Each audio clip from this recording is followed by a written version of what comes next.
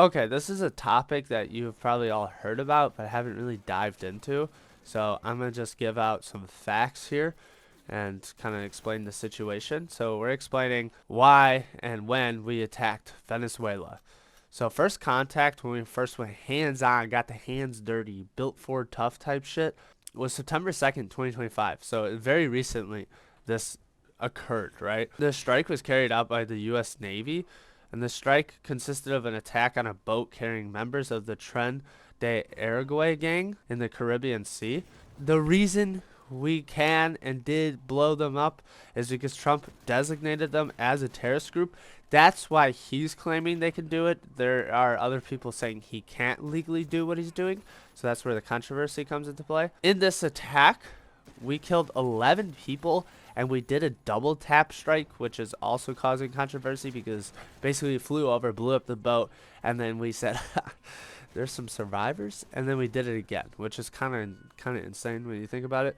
And then Venezuelan sources are claiming they're just fishermen. I can't tell you guys whether it was fishermen or not, if it was actual gang members. All I'm going to say is that's a lot of money to spend on a boat full of fishermen to just blow them up when we can practice airstriking in other ways. And I also wouldn't put it past our government if out of those 11 people, 2 of them were gang members and the rest were just fishermen, and we said, too bad, and blew them up. I could see a case being like that, but I don't see a reason why our government would put in that much effort to blow up just a boat full of fishermen. That doesn't make sense. I may sound a little stuffy. Sorry, I am sick, but I wanted to make this video. Alright, so just a heads up with that. And since this attack, this isn't the only attack, there's been 22 more attacks. So what you hear about on the news and stuff, this has happened 22 more times since then in similar styles. Okay, so these attacks include missile strikes, seizures of vessels, and oil tankers, which we will get a little deeper into further into the video. So this has been escalating. This has been happening. It wasn't just a one-off thing that people are ranting about. There's been 22 attacks on Venezuela, or quote-unquote their terrorist organizations. So the cartel, gang members, stuff like that. I should clarify, all these attacks have been carried out in the Caribbean Sea and Eastern Pacific Ocean. So it's not like on Venezuelan land, but once their boats hit the ocean, their oil tankers, we have attacked those. So since these 22 attacks have been carried out starting in September up until now, we have claimed 87 lives doing this, all in the name of stopping narcotics from coming into our country, stopping quote-unquote terrorism, right? That's what they're labeling it as. I am not picking a side right now. We can talk about it in the comments if you guys agree or disagree with that label, but I am just stating facts right now, okay? That's what our government is calling it. And out of those 87 deaths, not one of them has been American. It's been all Venezuelan lives, so that also kind of plays a role in how people are looking at this. The most recent attack, and probably one of the biggest attacks financially, was December 13th. It was reported we seized an oil tanker, and there's footage. I'm going to put that up there.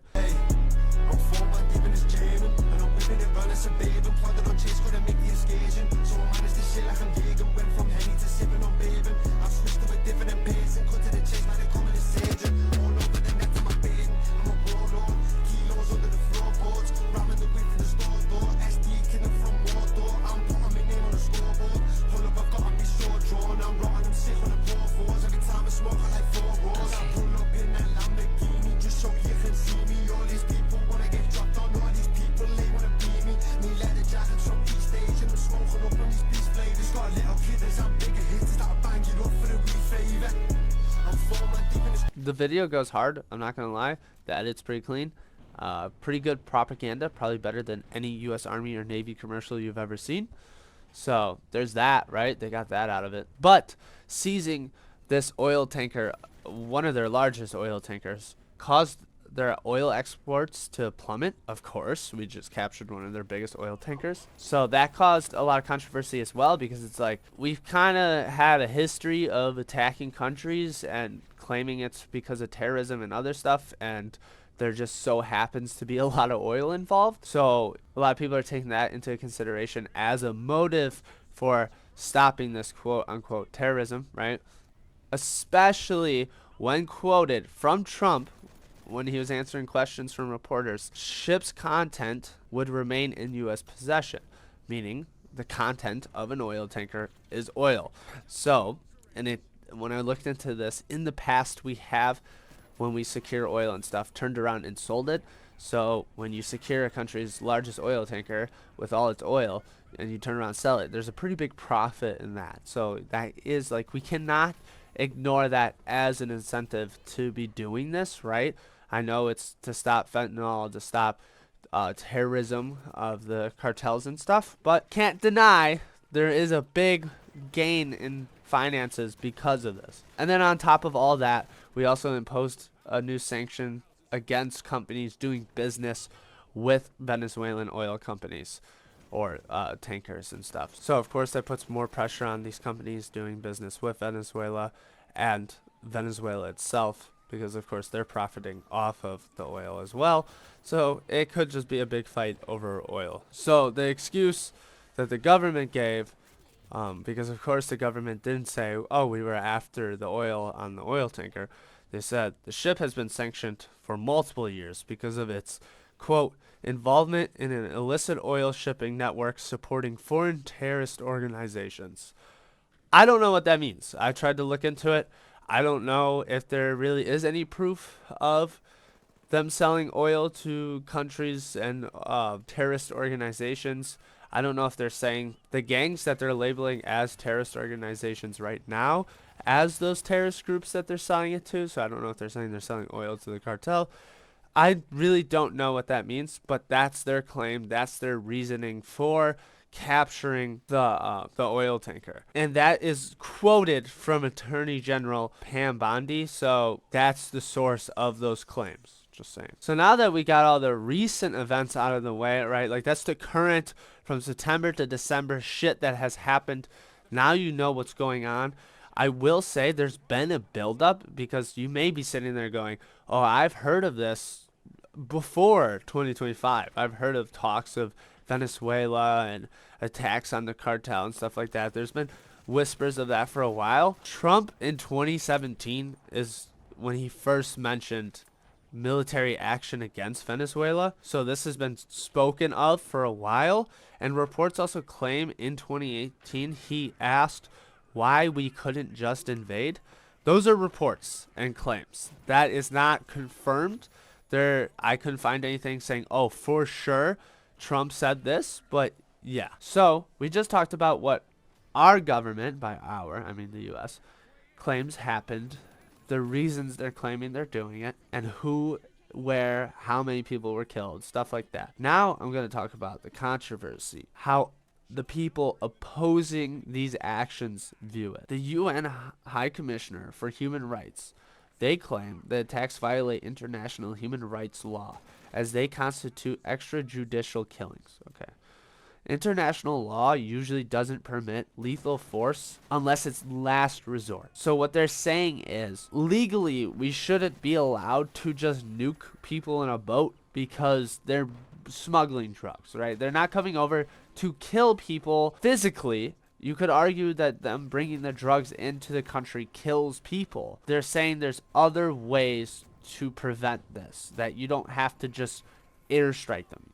Because, according to U.S. law, it does allow the Coast Guard to stop vessels and arrest people, but it doesn't allow the military to use lethal force usually. So these two things lining up have caused a lot of controversy when you have the UN High Commissioner for Human Rights saying, hey, you're not really allowed to do this, and our own law is pretty vague about whether we're allowed to be doing this. So it's causing some problems in that area where people are like, wait a minute, we might be using too much force too quickly to deal with a problem that you could probably deal with by arresting, intercepting people instead of just killing them. And besides people outside of our country, legal scholars and military lawyers have claimed it violates the Constitution because the Constitution prohibits assassinations. Executive Order 12333 signed by President Reagan in 1981. This is all happening in 2025, not 1980. Okay, so this is well past 1981. It states no person employed by or acting on behalf of the United States government shall engage in or conspire to engage in assassination. So they're claiming we are basically just assassinating people that plan on smuggling drugs. There's no due process. We're not arresting them and charging them with a crime. We are simply just killing people because we think that they are trying to sell drugs. So the UN and many legal scholars in our own country say that this is an illegal activity. We are literally just executing, assassinating people for doing something we deem as wrong. Okay, so now we're going to talk about good old conspiracies. And these aren't that crazy of conspiracy theories. I guess you could just say these are logical explanations to why we care so much about their gangs and drug problems, right? Starting with their president, Trump, and many others have wanted to get rid of Nicolas Maduro. And the reasons being is Maduro has been claimed or accused of, it's pretty obvious he kind of has, degraded, broke down their democratic institutions. He's done fraud in his elections. He arrests and creates legal barriers for rivals. He has control over the judiciary and other state powers, undermining checks and balances. He's kind of created a dictatorship, I guess you could say. And then with, like most dictatorships, came with it human rights violations, excessive use of force against protesters, including killing and torturing.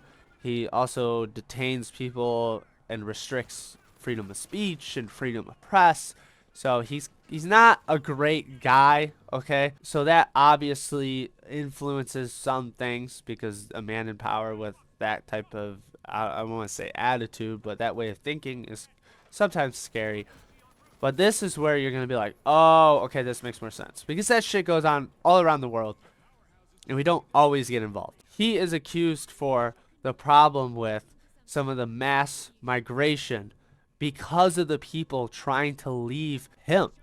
He has this influence of power in his country that is violent and a dictatorship, so people are going to leave. People are going to flee. And what was Trump's main talking point when he was running for president? Was dealing with the border crisis and problems we were having with illegal immigrants. So, if there's a guy that you can blame that people would not get behind, like assaulting basically, because not everybody agrees on how to deal with the immigration stuff going on, but everybody can kind of agree that drugs are bad, especially fentanyl, you know? So there's conspiracies that this is kind of used as a way to disguise the fact that it's a way to deal with part of the immigration problem. And then also, as we know right now, Russia, China, and Iran aren't our best friends, and Maduro is also allied to those three countries. So when you add those two things together, it kind of makes sense why you would want to put pressure on Maduro and his government in the name of fighting terrorism and stuff, because he's causing an immigration problem and he's allied to the people that you are not friends with. And then circling back to good old oil, it's proven Venezuela has the largest oil reserves in the world. The entire reason Venezuela gets noticed and has importance, this sounds bogus as fuck. There's other reasons why they're important. All people are important, right? But on the geopolitical stage, it's because of oil, right? Like that's what rich people, what politicians care about. I'm not talking about us normal people, right? Obviously, we care about people, we care about culture, stuff like that. I'm talking from the eyes of politicians. Why Venezuela has importance is oil. And due to our history, Iran, Iraq, Libya, stuff like that, we like to intervene into countries with problems that also so happen to have oil. Other countries have some crazy problems and we don't get involved in them, but they also don't really have oil like that. So there's kind of this trend here that people notice. And especially right now with high global oil prices due to the disruption with the Russia-Ukraine war and stuff like that, all those things kind of add up. These are all conspiracies. There's no proof that this is why we're doing it. The government claims they're doing it because the gangs are terrorists and they bring drugs into our country, right? But people are starting to point out these other reasons. Even Maduro himself, his own narrative against the actions is it's a war for Venezuelan oil. So, in conclusion, it kind of, in my opinion, there's just so many reasons to involve ourselves in Venezuela. Once again, from the government's point of view, I'm not talking from my point of view. That now from my point of view, I don't think it's just because of a fentanyl crisis or because we're worried about gangs in Venezuela. I think what it is yes, you can argue the gangs bringing drugs over is a problem, right?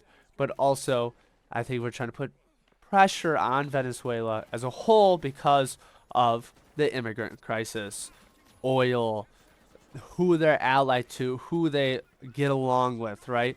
Like you have all these things, and you're telling me our government isn't paying attention to those other things. I know like some people will argue that it's not that deep, stuff like that, but I do think it is. In my own thought process is that there are many reasons why we are involving ourselves, but it's easiest to pass it as, oh, we're just fighting gangs and we're preventing drugs from coming into our country. So if you guys disagree with anything I said, or I said anything that's wrong, please comment about it. Please like and subscribe. It always, it's nice. It's a nice feeling to see that little number go up. So I always appreciate that. I hope my opinions didn't really influence what I said in this video. I just tried to give you guys the facts, give you guys a couple little conspiracies, and then, like I said, my own conclusion is just the fact that there's all these things, and we're using the war on, I don't want to say the war on drugs, but a war on drugs as an excuse.